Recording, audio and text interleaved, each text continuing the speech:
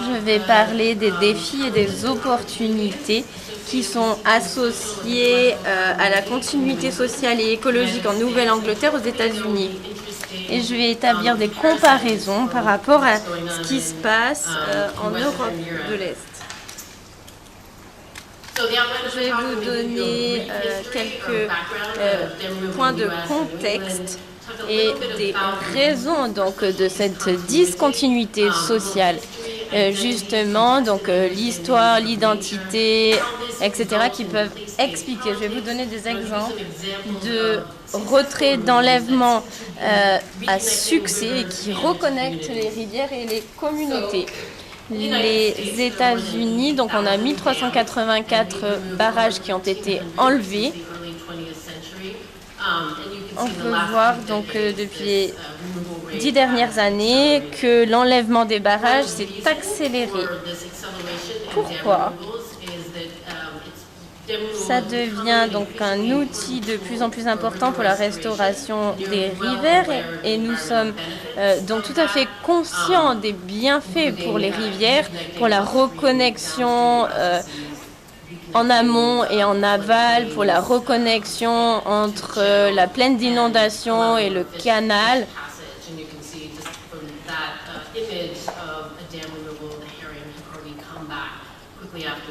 Mais également en Nouvelle-Angleterre et aux États-Unis, il y a donc des dangers par rapport à la sécurité à ce niveau-là. Donc, le fait d'enlever les barrages, sont souvent caractérisés par des conflits. On a de grands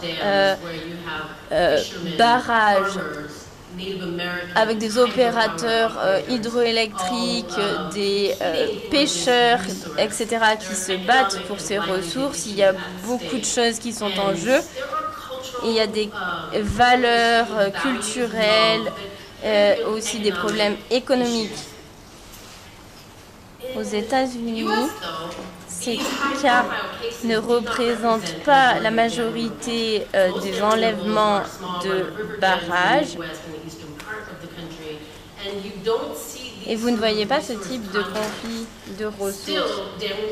Donc, les enlèvements de barrages peuvent être source de conflits dans le nord plus que dans le sud. Ces 4 images, ce sont justement donc des enlèvements de barrages qui ont échoué. Je vais vous donner un exemple de comment est-ce que cela s'est déroulé. Donc, c'est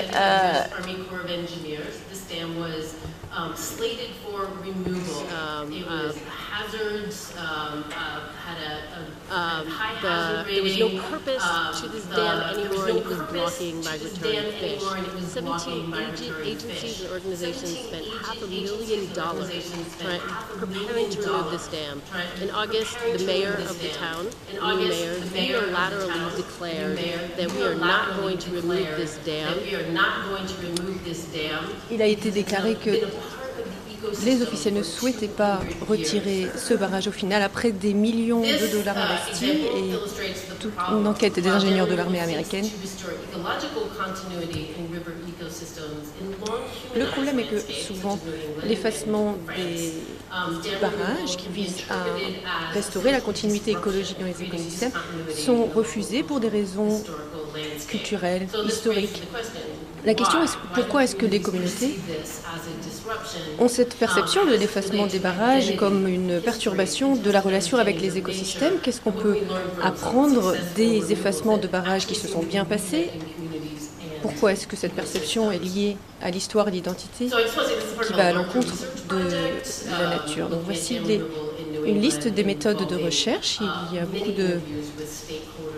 de littérature et de participation avec des réunions publiques de nos agences. Les 14 000 barrages en Nouvelle-Angleterre ont un impact phénoménal sur les écosystèmes. Ils sont une perturbation très importante. Aujourd'hui, plus de 127 barrages ont été effacés entre 1999 et 2017. Il y en a 50 qui sont soit en train d'être effacés ou leur effacement a été proposé. Il y en a également 50 effacements qui sont bloqués ou qui ont échoué. Les effacements qui se sont passés ont été réussis. Ils ont ouvert les rivières, libéré le mouvement. Ils ont ouvert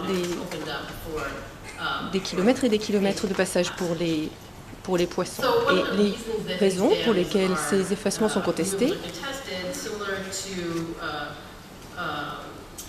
sont similaires aux raisons évoquées pour la France. Souvent, les seuils, les barrages font partie de l'histoire, ils sont soumis aux contingences de l'histoire. Ils ont été peut-être construits il y a 200 ans, au cours de la révolution industrielle, dans la région. Et ils ne sont plus productifs, ils sont des restes du passé industriel. Ils font souvent partie de l'identité de la région. Et voici le discours des défenseurs des barrages. Ils parlent de l'identité, de l'historique, du paysage. Voici donc une image d'un des organismes qui a rencontré beaucoup de succès dans l'arrêt de l'effacement du barrage. Ils ont lié le barrage à l'histoire de la région, du territoire, parce que c'était un village autour d'une usine. Et ils ont parlé de la destruction de leur quartier, la destruction de leur histoire. Tout le village, toute la ville s'est rassemblée à manifester. Et ils expliquent que dans les villes de Nouvelle-Angleterre, les barrages font partie du paysage. Ils sont un indice visuel, un rappel visuel du passé. Donc les personnes tiennent à ces barrages. Parfois, il y a les cendres de leurs ancêtres qui ont été parsemés sur ces barrages. Ils disent, si vous détruisez ce barrage, vous allez détruire une partie de moi. C'est très personnel. Ça fait, comme on le disait, partie de l'identité personnelle. Ce sont des restes de leur domaine personnel. Les personnes sont très attachées. Cela touche énormément l'affect. Ils ne peuvent pas imaginer que leur communauté puisse continuer à vivre sans ces barrages. Les barrages sont idéalisés dans les images, les photos des villes. Il y a là un barrage qui est une propriété du gouvernement. Il pourrait être effacé, mais encore une fois, la ville a créé une communauté pour la préservation de ce barrage, le Warren Village Dam Preservation Trust. Et ils s'engagent à manifester. Donc l'État pourrait le détruire, mais à cause des protestations, il décide de ne pas froisser la communauté. Une personne a dit, ce barrage, vous ne voulez pas le retirer parce qu'il fait partie des bornes, des limites de notre ville. Et c'est une des premières règles de l'effacement des barrages. Il ne faut pas attaquer les barrages qui représentent les délimitations de la ville. Selon eux, c'est très important pour le tourisme. Et les personnes, du coup, ne comprennent pas bien les raisons des effacements des barrages pour les écosystèmes et pour la nature. Clairement, les écosystèmes existants, ils les considèrent comme des écosystèmes efficaces et ils ne comprennent pas les raisons scientifiques d'un meilleur milieu.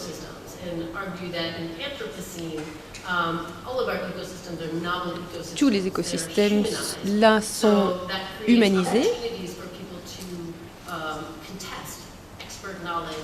Et c'est pourquoi les populations contestent les connaissances des experts, les connaissances scientifiques. Voici une autre image du barrage de Bournesville, où encore une fois la communauté a créé une association pour la préservation du barrage.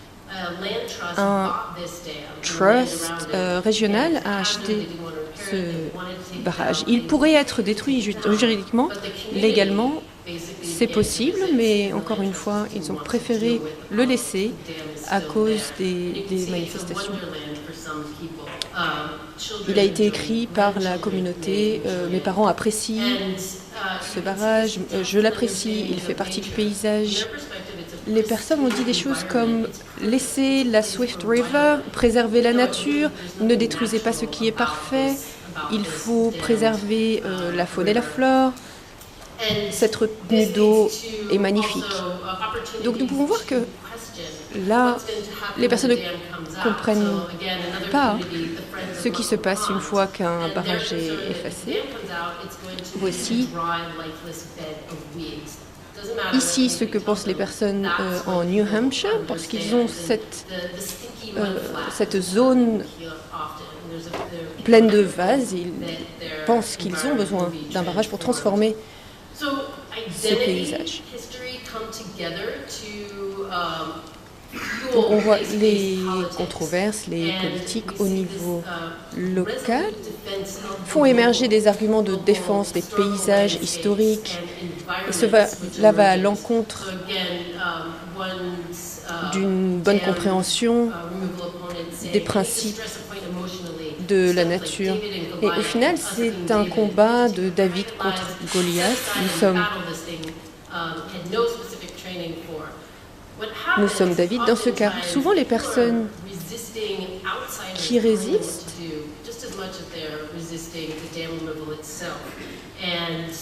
n'écoutent pas les personnes qui viennent de l'extérieur et qui veulent leur expliquer les bonnes raisons de l'effacement d'un barrage.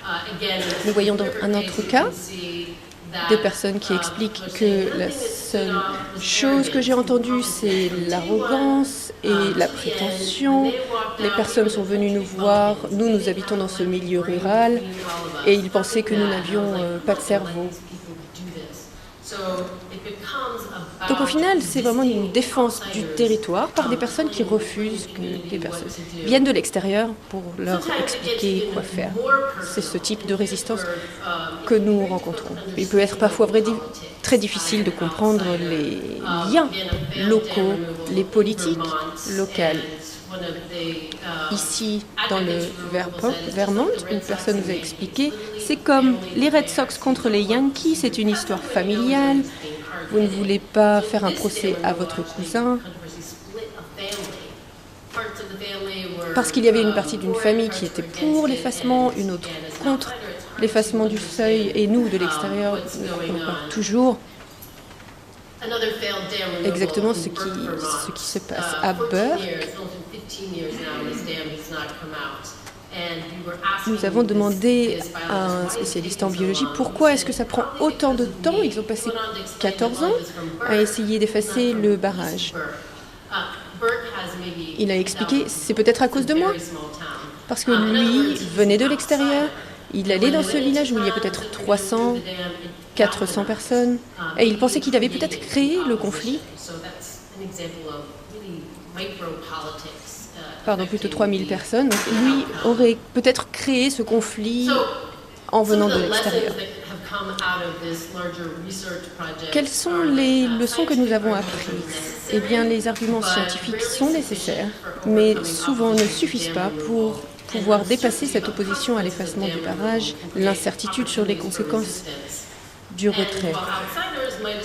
Et si les personnes venant de l'extérieur sont convaincus que l'intervention la plus logique est l'effacement, eh bien les communautés locales ne sont pas toujours convaincues parce qu'elles ont une relation plus longue avec ces rivières et le paysage créé par les seuils. Il ne faut pas sous-estimer la puissance de ces politiques locales.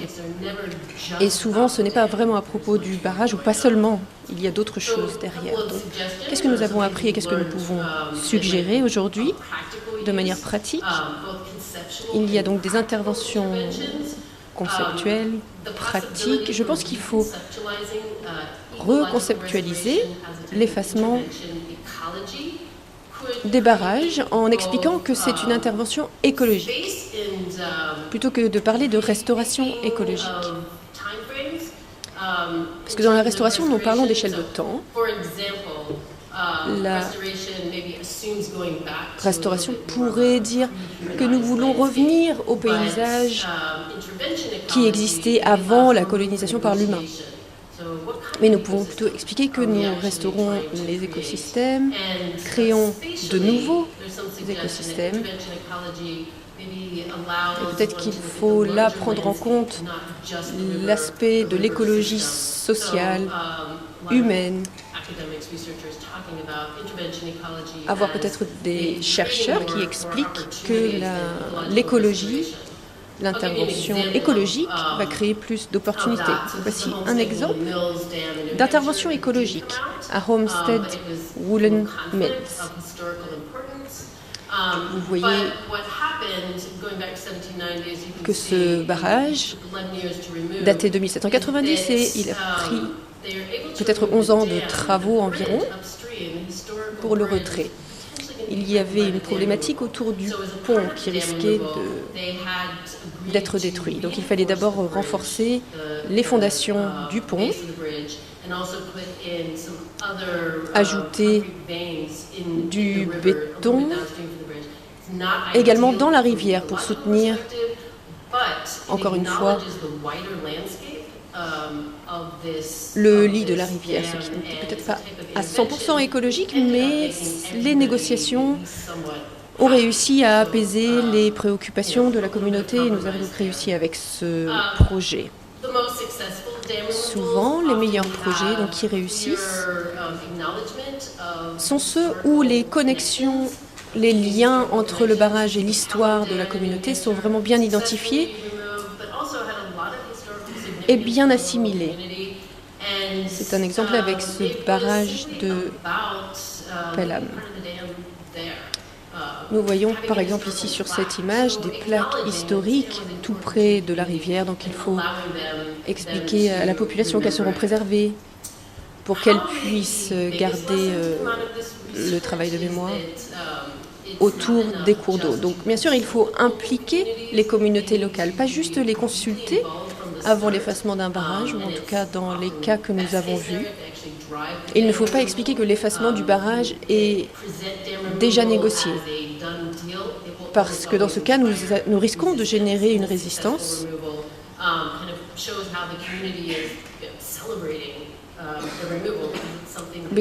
On est sûr que les communautés ne vont pas se réjouir de voir que leur paysage va changer. Il faut bien sûr les impliquer dans la prise de décision, autant que possible. À Exeter, nous avons retiré récemment un barrage. Et la communauté avait vraiment été impliquée. D'ailleurs, nous n'avions jamais vu autant de bénévoles s'impliquer pour la restauration, pour les travaux. Cette intervention écologique avait été votée par la ville. Donc la communauté de bénévoles a vraiment pu s'impliquer et aider à avancer ce projet. Donc deux de ces barrages ont libéré le mouvement de l'eau et nous avons donc expliqué que nous pouvions reconnecter la communauté à l'écosystème plus large. C'était pour la santé de la baie en aval. Donc nous avons expliqué qu'ils avaient un rôle à jouer pour restaurer la bonne santé de la Great Bay, elle s'appelle. Il y avait 2 barrages sur ces cours d'eau qu'il fallait effacer. Un autre projet intéressant, le plus grand barrage retiré dans le nord-est, dans le Maine. Il était intéressant de voir ici qu'il y avait eu là une coalition sans précédent de créer avec des acteurs locaux, des élus régionaux. Cette restauration du fleuve était extrêmement importante pour toutes ces parties prenantes. Il y a eu une résistance, il y a eu une controverse et des conflits, mais il y a eu une communauté plus importante qui comprenait les enjeux de la continuité écologique avec l'association de Penobscot Rivers expliquer les conséquences, le processus écologique derrière la prise de décision, conséquences écologiques et la continuité écologique. Je vous remercie pour votre attention.